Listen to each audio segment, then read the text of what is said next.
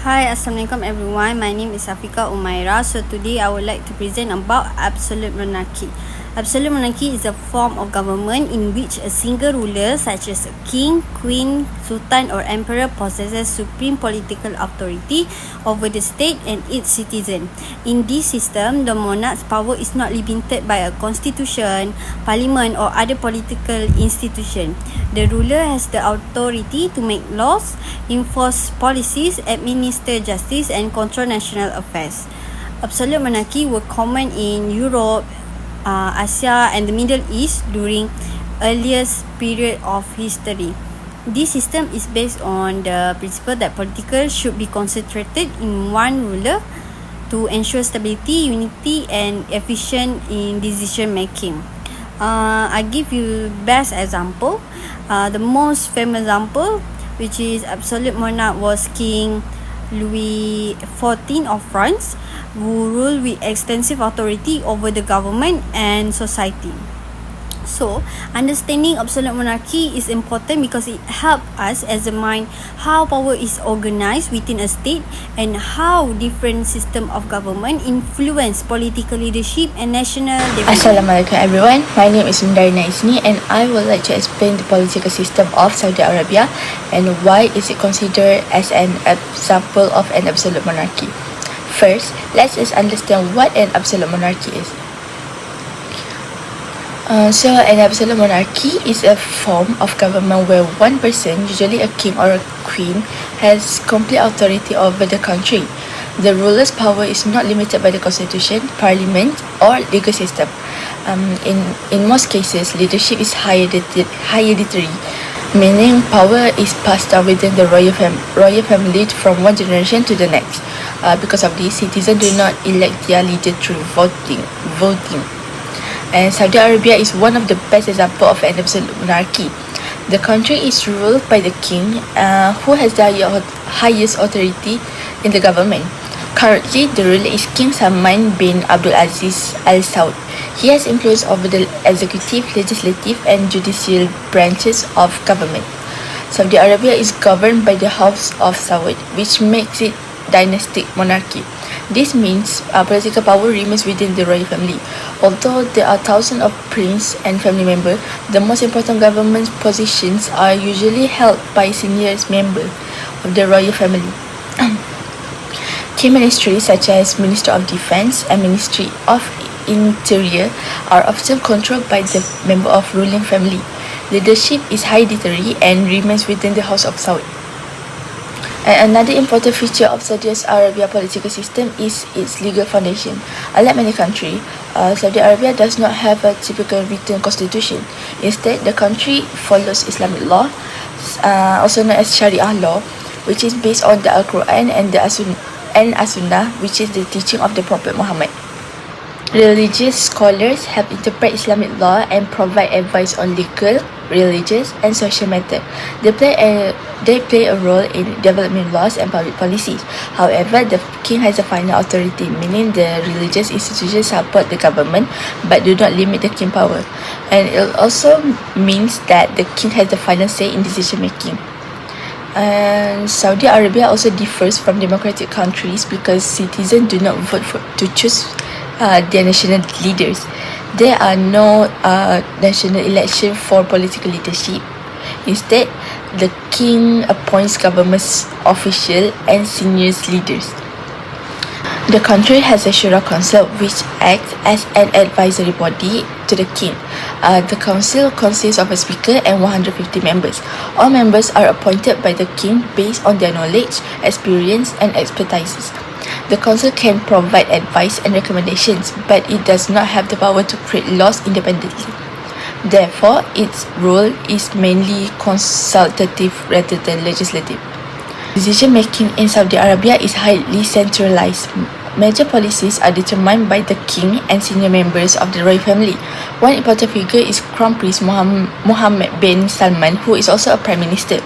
He plays a major role in shaping the country's domestic foreign policies.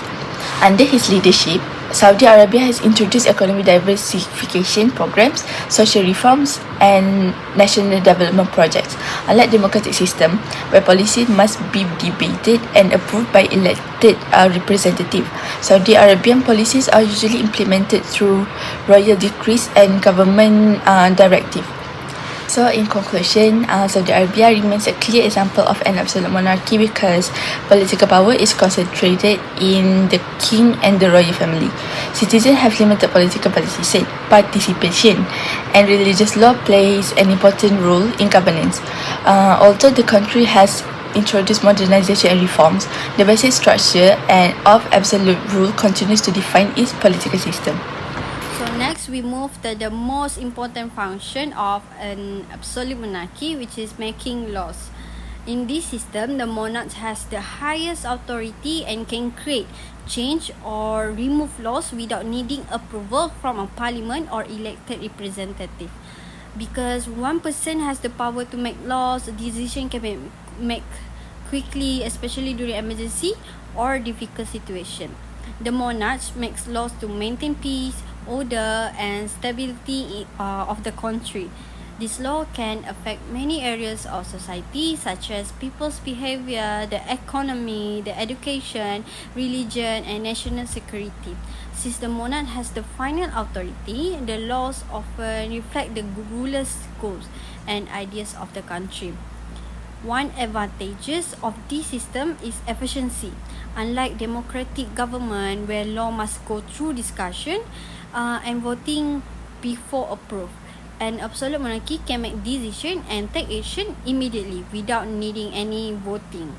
This allows the government to respond quickly to problems such as economic difficulties, social unrest or threats to national security. So there are a lot of functions of an absolute monarchy, and one of the characteristics of an absolute monarchy is that all political power is concentrated in the hands of a single ruler, usually a king, queen, emperor or sultan. The monarch serves as the highest authority in the state and has the power to make important decisions without requiring approval from elected representatives, political parties or other governing bodies. Unlike democratic systems where power is shared among different institutions, an absolute monarchy places supreme authority in one individual. This concentration of power allows the ruler to determine the direction of the country's policies, laws and governance according to their own judgment and vision for the state. The single ruler in an absolute monarchy is responsible for overseeing almost every aspect of government administration. The monarch has authority over the legislative branch by creating or approving laws, over the executive branch by implementing policies and managing state affairs, and in many cases over the judicial branch by influencing the administration of justice. Because all major powers are held by one person, decision making can be carried out quickly and efficiently. There is no need for lengthy debates, negotiations, or voting processes that are common in democratic governments. As a result, policies can be introduced and enforced more rapidly, especially during times of crisis, war, or national emergency. Next, another important function of absolute monarchy is managing the country's economy. In an absolute monarchy, the monarch has supreme authority and strong control over the economic policies, national resources and development plans. Because the monarch has the power to make decisions directly, economic policies can be implemented quickly without long political debates or approval from the elected representative. This allows the government to respond faster to economic challenges and opportunities. One of the monarch's responsibilities is to manage the country's financial resources and maintain economic stability. This includes monitoring government revenue, preparing national budgets, and deciding how funds should be spent. The money is often used to provide important public services such as education, healthcare, transportation, and infrastructure development. By controlling these resources, The monarch can guide the country development according to long-term national goals. In addition, the monarch plays an important role in managing natural resources. In many countries, natural resources such as oil, gas, and mineral are major sources of income.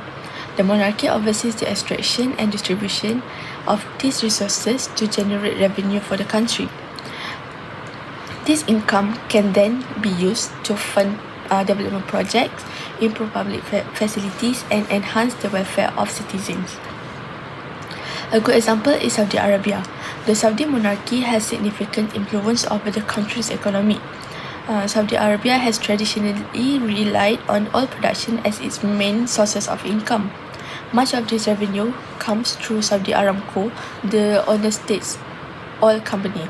The monarchy uses this wealth to finance the national development projects, provide public services, and supports economic growth. An absolute monarchy can encourage foreign investment and international trade by creating a business-friendly environment and building economic partnership with other countries. The monarchy can attract investors and businesses. This helps create more job opportunities, increase national income, and strengthen the economy. As a result, this effort contributes to economic development and improve the standards of living of people.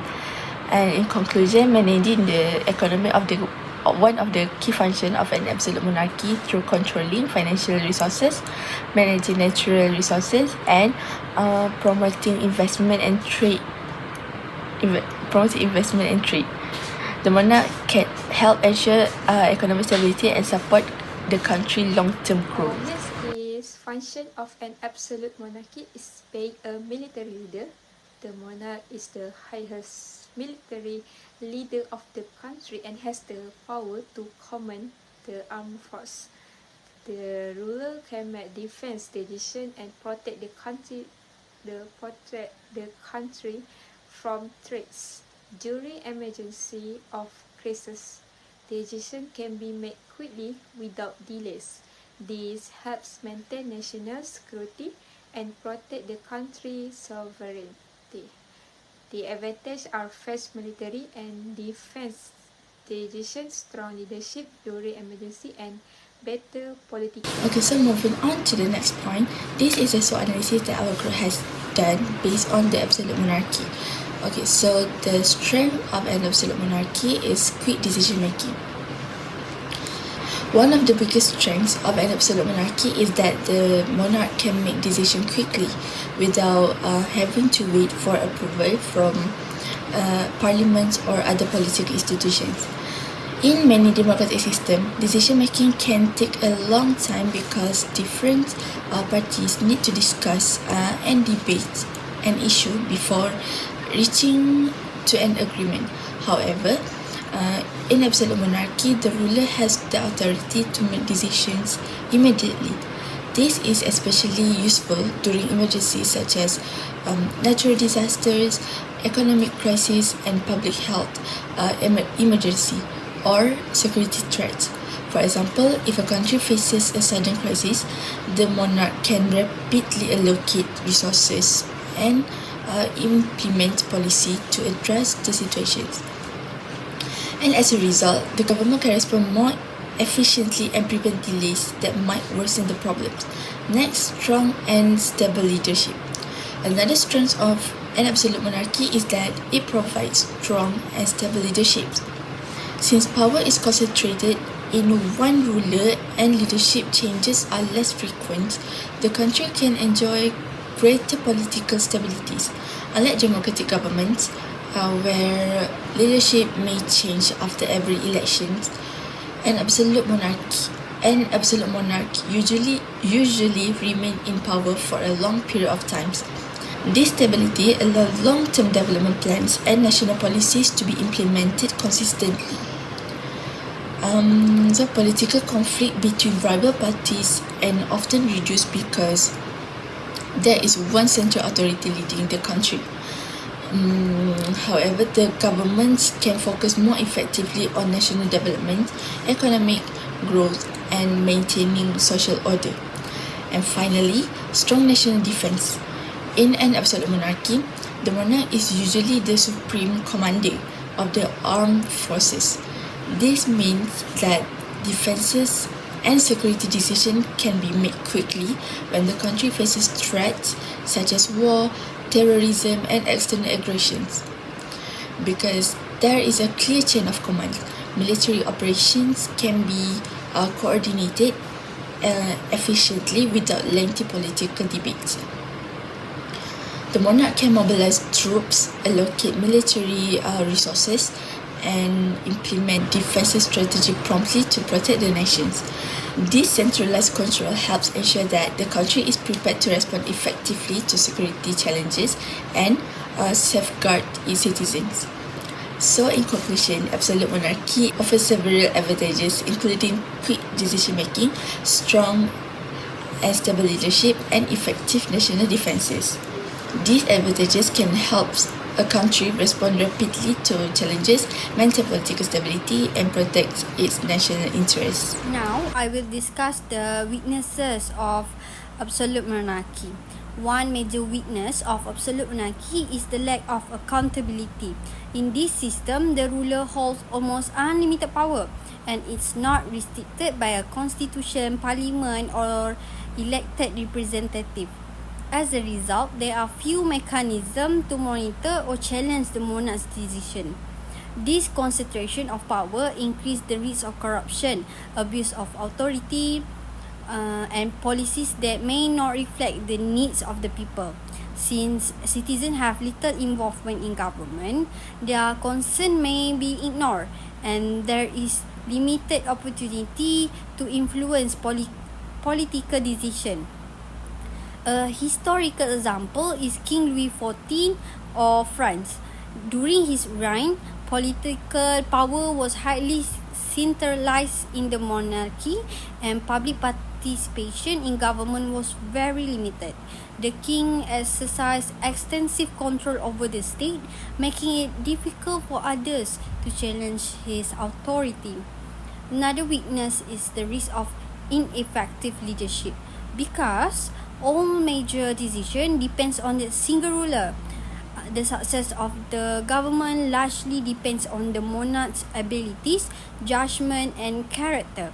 If the ruler is inexperienced, incompetent, or prioritize personal interest over national welfare, the entire country may be suffer. This problem is made worse by the absence of strong institutions that can balance the ruler's power. Without effective checks and balance, poor leadership can continue for a long period without correction. In conclusion, while absolute monarchy may allow for quick decision making and strong central authority, it also carries significant risks. The lack of accountability and the possibility of ineffective leadership can lead to political instability, abuse of power, and public Alternatives of absolute monarchy. First is enables fast decision making without urgent political debates. One opportunity of absolute monarchy is fast decision making. The ruler can make decisions quickly without going through long political debates or voting process. Two is support rapid economic development and modernization. Absolute monarchy can help a country develop faster because the ruler can focus on economic growth and modernization without delays.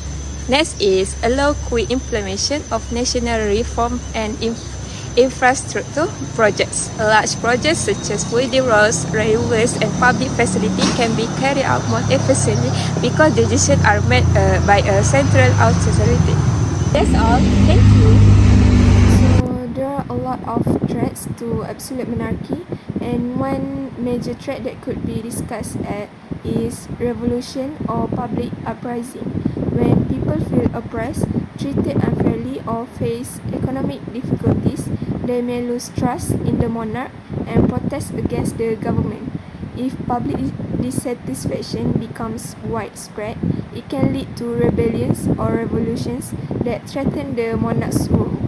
historical examples include the French Revolution, where public anger over inequality and poor governance lead to the overthrow of the monarchy.